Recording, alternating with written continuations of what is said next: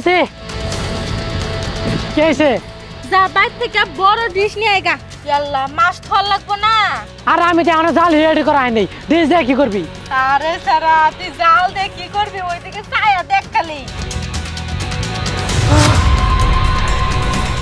আল্লাহ ইতির মাছ তো কই পেলি? কই পাইছে এটা দেয়ার বিষয় না তো, তাড়াতাড়ি ডিশ নিয়ে আয় না। আরে ডিশ তো নিয়ে আমুই একটা কাম করতে বাচ্চা তাড়াতাড়ি মশলা মশলা রেডি করগা। আজকে মাছ ভাজা খামু বোনা খামু, তুই তাড়াতাড়ি বাজ যা। আচ্ছা ঠিক আছে, তুই তাহলে মাছগুলা নিয়ে আয়, আমি বাজা মশলা বাটতাছি। যা যা। আজকে মাছ রে আজকে কম কম একটু পায়া।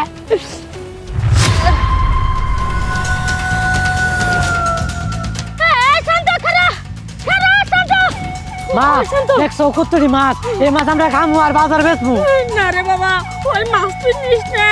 কে তোমার কি মাথা খারাপ হয়েছে? এই মাছ নিব না কে? বাবা রে, আমি তোর ভালোর জন্য কইতাছি ওই মাছ নিস না। জানোস কি হইছে?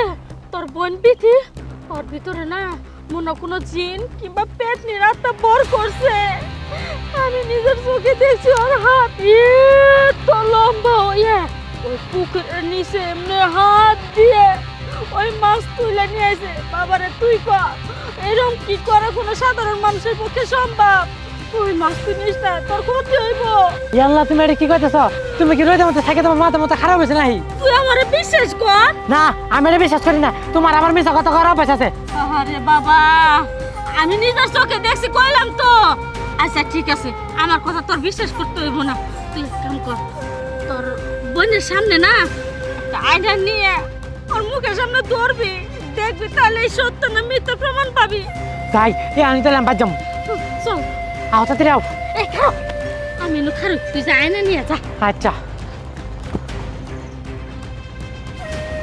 মা আয়না নিয়ে আসি। ভিতরে রাখ দে, এটা লোকে রাখ। বিধি বিধি এই মুগা কি হয়েছে মা? আইসস খারা কি এটা? দই